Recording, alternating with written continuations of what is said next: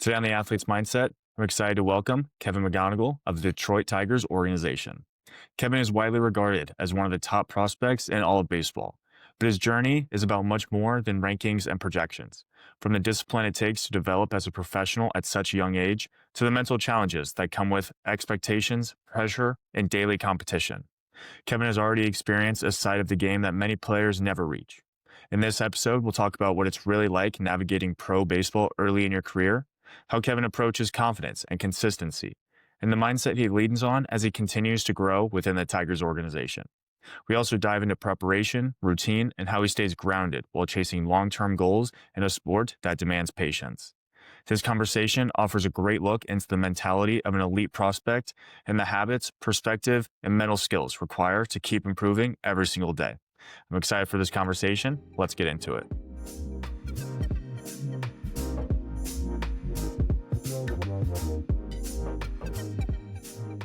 Kevin, welcome to the podcast. How are you? Good. How are you? Thank you for having me. Yeah, absolutely. Not too bad. Glad Max Anderson could help us get this set up. Your boy in the Tigers organization, my boy from home. And Yeah. before we get into the life of pro ball and everything that comes along with that, I want to go back a little bit to, you just growing up. When did it hit you that baseball was something that you really think you could go pretty far with? Yeah. Growing up, my parents had a bat in my hand since I was 3 years old. And, I grew up a Phillies fan. And I remember this day when they won the World Series in '04. So as long as I can remember, I've been playing baseball. And, my goal has always been a professional baseball player, Major League Baseball player. So, but it really hit me when I committed to Auburn freshman year of high school. I think that's when I was like, okay, well, I have a good shot to, do something with baseball. And, luckily I kept working hard and had the opportunity to get drafted out of high school.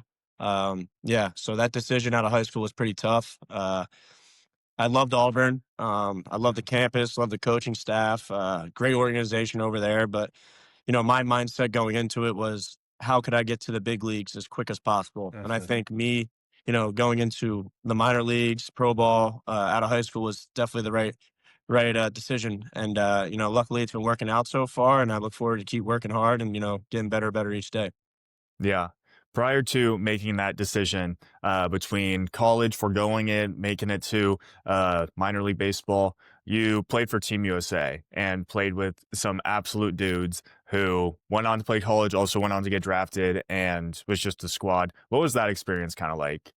Yeah, I think that's the best part about the game, is just meeting all these new players, building relationships, that'll last forever. And I think that's the main thing I really got out of that was, everyone was a great baseball player, but everyone was even a better human. So, Mhm. yeah, I mean, that team was just unbelievable. It was stacked. We won a gold medal.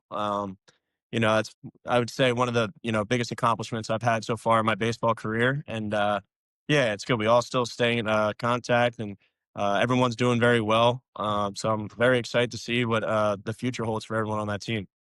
Yeah, that's pretty cool. No, not many athletes get the opportunity to represent Team USA. What was it like just knowing that you're representing not only, USA baseball, but the entire country just as a whole, as an 18-year-old?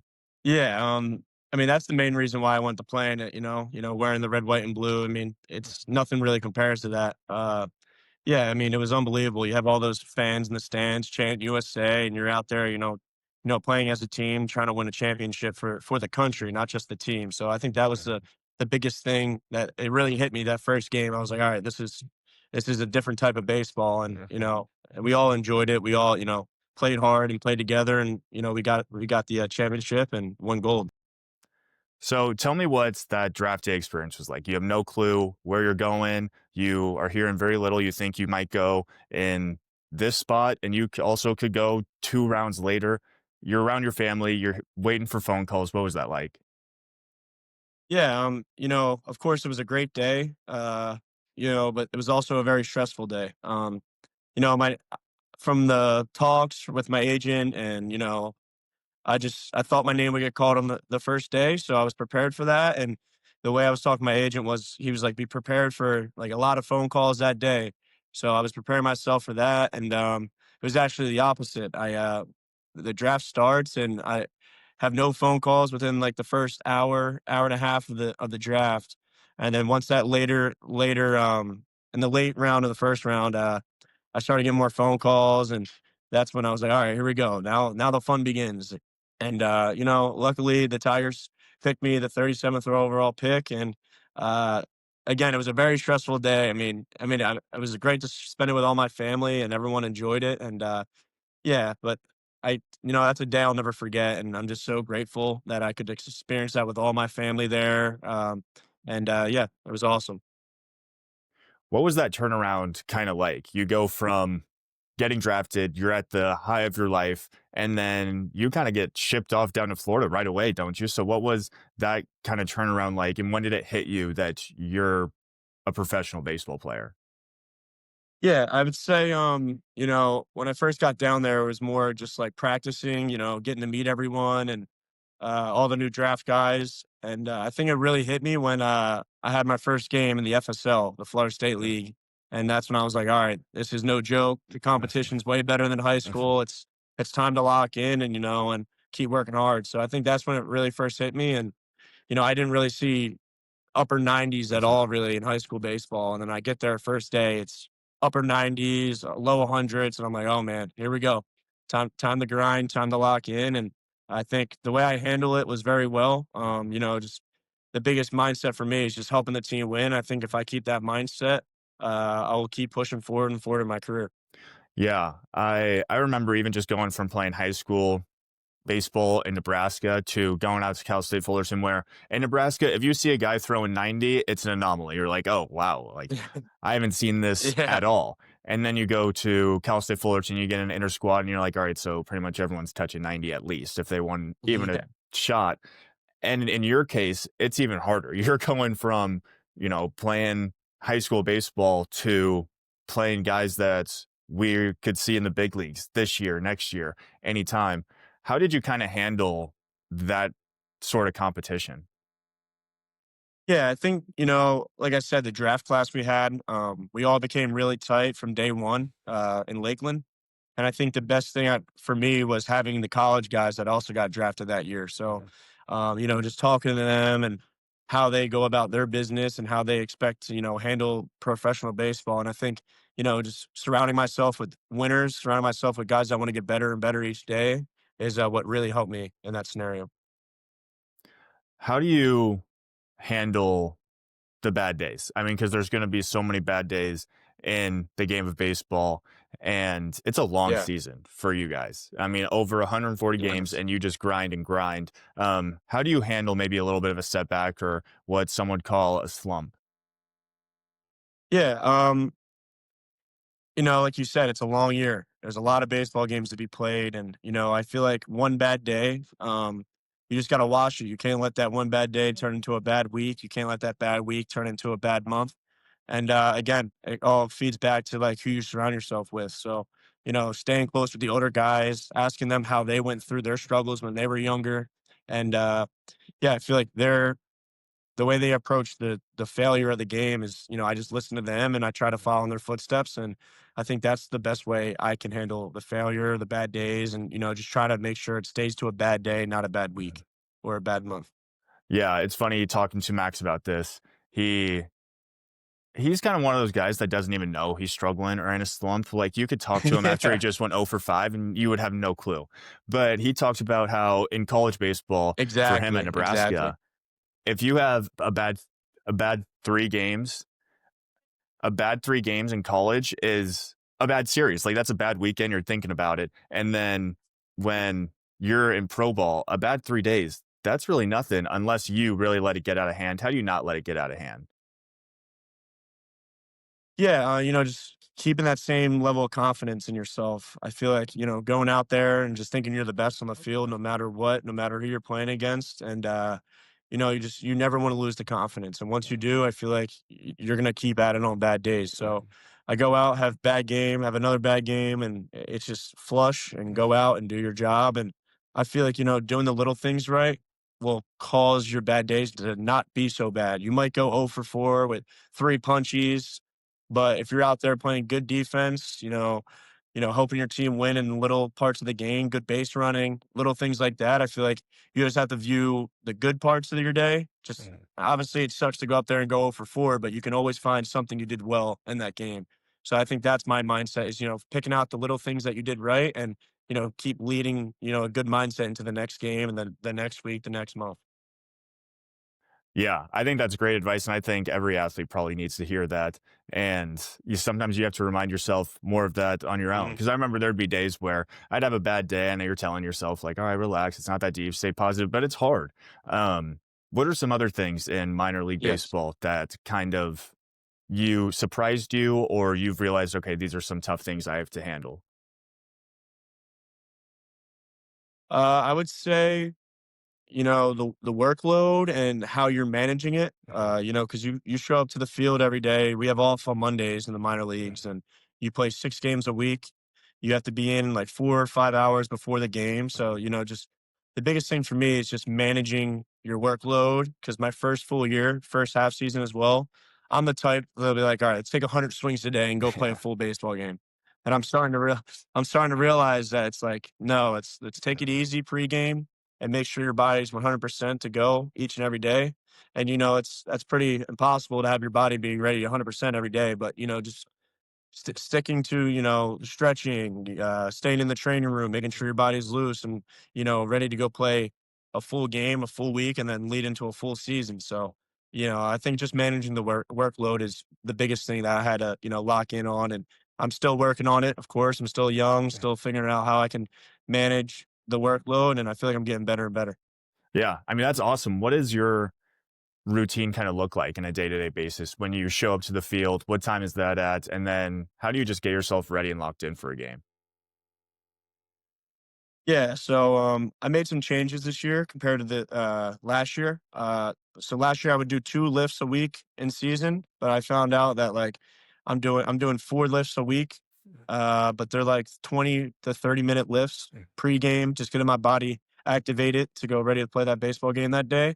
And yeah, so just managing the weight room and staying in the training room, staying loose and I probably get in for say 6:30 game. I get in around 1 o'clock, 12:30, 1 o'clock, and get a nice meal in me, go stretch, take some ground balls, hit in the cage, and then we have BP on the field some days. And depending how my body feels that day, I'll just hit in the cage or I'll hit on the cage and on the field as well. Yeah. Game starts. You're walking up to the plate, get in the box. What's going through your head in more of a confidence aspect, and then get into kind of what your approach is?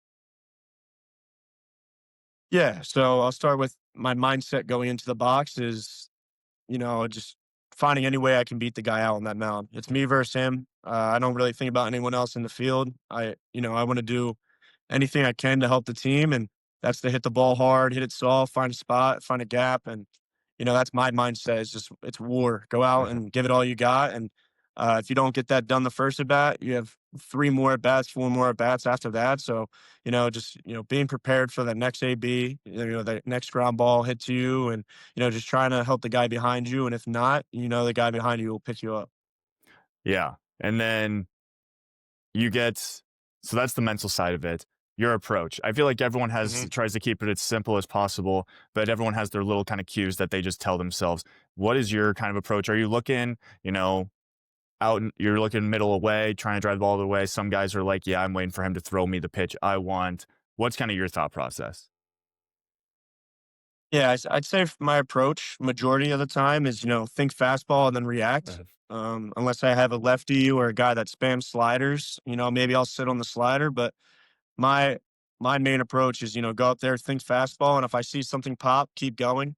But I feel like the adjustment I made this year compared to last year was, just shrinking the zone, make him throw the ball in the heart of the zone, and when he does that, don't miss it.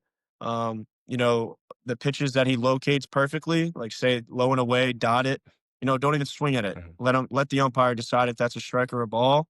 And sometimes they'll give you a ball on it and it was a strike, but the pitcher will, get a little upset at that. And then he'll be like, all right, let's throw a heater here. Let's throw a curveball here in the heart of the zone, maybe fool him a little bit. And, my biggest thing is don't miss the mistake. And, just being prepared for that heater and then don't let them get any soft stuff in the heart of the zone by you. I think that's a perfect approach, and I like how you keep it simple too. And also, some Yeah. guys that really struggle, they try so hard to adjust to the pitcher. You know, whatever this guy throws. Mhm. I think when you keep it within yourselves and what you can control, it makes it so much easier. How do you, Exactly. stick with controlling what you can control and not trying too hard to adjust to the pitcher and rather just be yourself? Yeah, I'd say, just believing in yourself, having that self-confidence. It doesn't matter who's out on that mound. It could be the number one prospect. It could be a guy that's not even ranked. But they're all there. They're all fighting for a job, and I'm doing the same thing. And my main focus is no matter who is on that mound, I'm gonna beat them, and I'm gonna win, and I'm gonna do whatever it takes to help the team win. And I feel like, yeah, that's definitely my approach when it comes to beating the guy out on the mound. I love it. I think if you tell yourself you're the best on the field, you're right. If you tell yourself you're the worst, you're also right. And I appreciate how you kind of just have that thought is I'm the best guy out here. There's no one that can stop me. Speaking about being one of the best guys, knowing that you're one of the top prospects in baseball and there's a lot of expectations and noise, how do you set that aside and just worry about playing ball? Yeah, I think it all feeds into what I just said as well. Is like everyone's out there with the same focus, and everyone wants to be a big leaguer, right? Mhm. I feel like everyone out in that field is fighting for the same thing you're fighting for, and I'm no better than anyone out there. We're all professional baseball players. I try to stay away from the social media and the rankings in high school as well, like being a top high school prospect. I never really looked too deep into it. Because I don't want to get caught in my own head and start focusing on that stuff. I Mhm. feel like if I stay away from it and you know notice that I'm also fighting for a job like everyone else is on this field, that I'll keep a good mindset going into each and every game and keep playing the way I play. Yeah, I think that's a great mindset, especially for a guy out of high school, a younger guy who really just wants to make it. But for a lot of people, even people that went to college or just in general, social media kind of runs their lives. They hear the media, they hear all that. What are some things that you see a lot of guys in minor league baseball struggle with mentally regarding, social media or just baseball in general that you see often? Yeah, I'd say I think what we were talking about before is like that one bad game. Mhm. That one bad game, there's some guys that I've seen let that one bad game affect their whole week. And then they have a bad week and then they try to make adjustments in their swing or make adjustments in whatever they're struggling with. And I feel like you don't want to get too domed up about that. You just want to keep playing the same way you've been playing. I know everyone's different, but this is my mindset. If I'm having a bad game, it's not my swing. It's either timing, it's either, just a little out in front, a little deep. It's just little things like that. I never look at my swing. I try to keep it the same every day. And yeah, I'd say the main thing is like letting one bad game affect a week, affect a month. So I think that's one thing I see in minor leagues. Yeah, I think that's probably great advice that every guy in minor league baseball, even probably college, even probably high school, needs to hear that. Now, Mhm. I want to talk about just your past season. More importantly, I want to talk about the Arizona Fall League. You just finished up with that. What was that experience like? It was amazing, especially, experiencing it with Mhm. Max. Having him there, it was great. We did very Mhm. well, and even better was, what I said before is just meeting all those Mhm. guys, meeting different guys from other organizations, and seeing how they go about their day to day. And everyone was there trying to win. I know everyone says it's the fall league, you're there to get extra at bats, but our team was there to win, and that was the biggest thing for me. It was how everyone had that same mindset, same goal, and, the Scorpions had a good game. We fell or a good season, but we fell a little Mhm. short, which stinks. But I'd say it was definitely glad I got invited to go play there and just happy for that experience. Yeah, it's pretty unbelievable just kind of the prospects you see on every single roster and especially on the mound. How do you kind of keep yourself composed when you're facing some top prospects that are throwing 98 plus and you got to find a way to hit it? Yeah, I think, having that self-confidence, like I said, I don't care who's out on that mound. It's me versus him, and I got guys I have to help out that are sitting on the bench, and just doing everything I can to help that team win is. I think it all falls back to doing, helping your team win. So I faced some really, really good arms out there, and but I just kept it simple. See ball, hit ball approach, no matter who I was on that mound, and I think it went very well for me out there. It definitely did go well as you ended up as the Arizona Fall League MVP. What did that just mean to be the MVP? And you don't got to be super humble. Just like, what does that mean to you? And what does that just say about your game?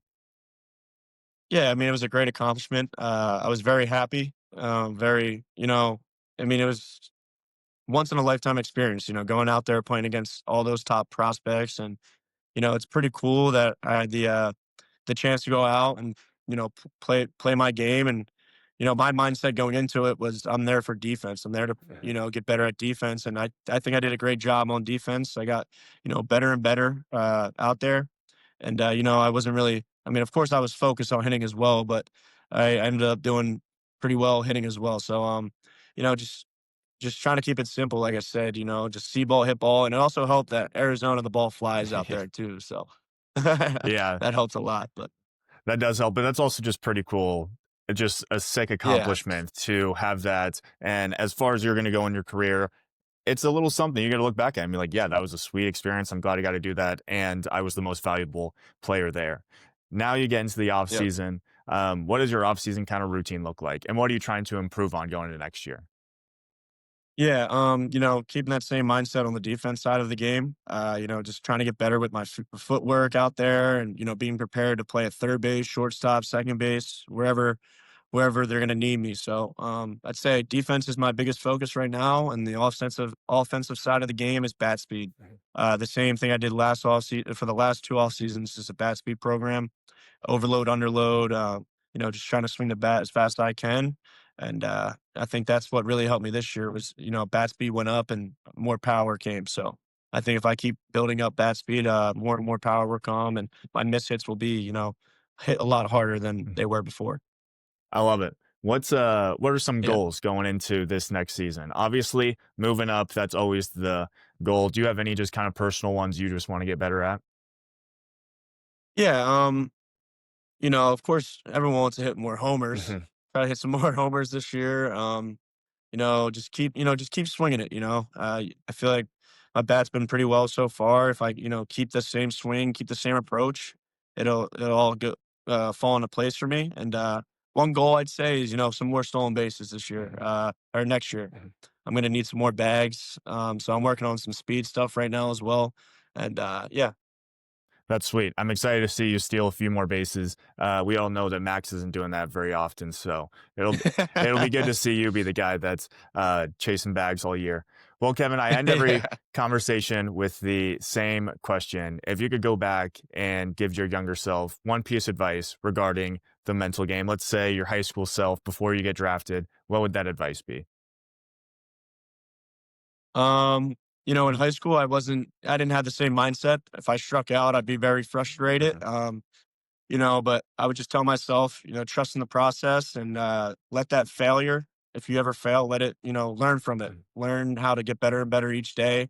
Because you're going to fail. It's a game of failure. So just finding ways to build off that failure and become better the next day, and, keep building off of bad days that make a good week after that.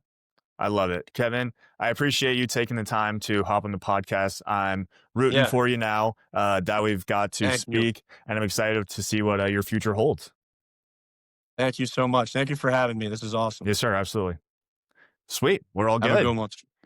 All good? Yeah. Let me stop it. Alright, And sweet. thank you again to Kevin for sharing his journey and insight into the mental side of the game.